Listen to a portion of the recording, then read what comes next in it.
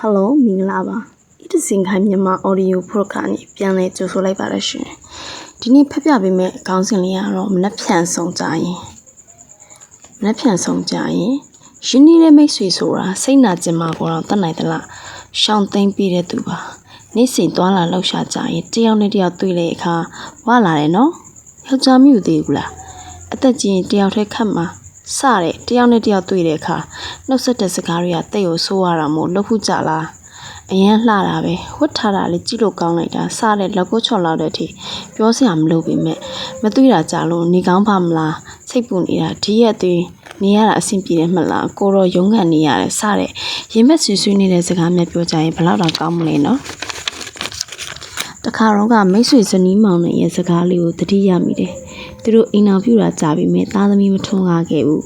ဒါကစိတ်ပင်ပန်းစရာဆိုပေမဲ့စူးစမ်းပြီးနှစ်ယောက်စလုံးပြောအောင်နေကြတယ်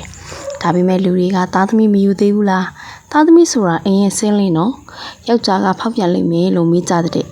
သားသမီးမရနိုင်တဲ့အကြောင်းရင်းကိုရှင်းပြတော့လေကိုချင်းစားသလိုစုပ်သက်နားထောင်ကြပြီးနောက်ွယ်ကြတော့ဖောက်တဲ့ချပါလိရောလူတယောက်ရဲ့အားနည်းချက်ဟာတခြားလူတယောက်ရဲ့ထမင်းဝိုင်းနေလားလူတွေဟာသူတို့ဘဝကိုသူတို့စိတ်ကြိုက်စီမံပိုင်ခွင့်ရှိလို့အိမ်အောင်ပြုခြင်းမပြုခြင်းသားသမီးယူခြင်းမယူခြင်းပိန်ချင်းဝခြင်းဟာသူတို့ရဲ့လွတ်လပ်မှုမဟုတ်လားတခြားသူတွေကြည့်ကောင်းမှုအတွက်တခြားတွေရဲ့စေတနာတွေအသက်တခြားသူတွေရဲ့အပြောတွေအသက်ကြောင့်ကိုယ့်ဘဝကိုစီးဆက်တွေချဲသားပေးနေကြမလို့လေမိတ်ဆွေကောင်းဆိုတာစိတ်နာကျင်မှာကိုတော့တတ်နိုင်သလားရှောင်းသိမ့်ပေးတဲ့သူမို့ကိုယ်တိုင်လူတရားကိုမြင်ဘလို့နှုတ်ဆက်မိတယ်လဲဆိုတာအရေးကြီးတယ်ဟိုင်းနေကောင်းလားဆိုတဲ့တည်းပြေးရမယ့်ကိစ္စမှာဟေးပိန်သွားတယ်နော်မိမိကြည့်ရတယ်နောက်တစ်ယောက်နဲ့ဆိုစတာတွေကလောကကြီးကိုအယုတ်ဆုံးလို့တယ်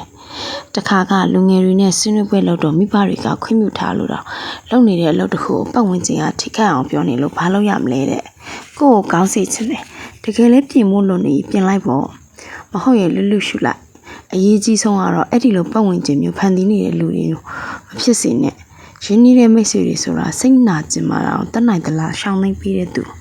ဒါကြောင့်မနှက်ဖြန်ကျမတို့ဆုံးကြရင်စိတ်ထန်ရာတွေမပါစီနဲ့နှုတ်ဆက်ခြင်းနဲ့မနှက်တစ်တွေကိုစတင်ဆိုနော်ညီမလေးနဲ့အခုချိန်အားစားပြီးတငယ်ချင်းမိတ်ဆွေတွေကိုအရင်ပြောနေကြနှုတ်ဆက်နေကြစကားမျိုးမနှုတ်ဆက်ပဲနေကောင်းလားမင်္ဂလာရှိသောနေ့လေးဖြစ်ပါစေဆိုပြီးတော့ပြောင်းပြီးနှုတ်ဆက်ကြည့်လိုက်ပါနော်တာယာသောနေ့လေးတစ်နေ့ဖြစ်ပါစေရှင်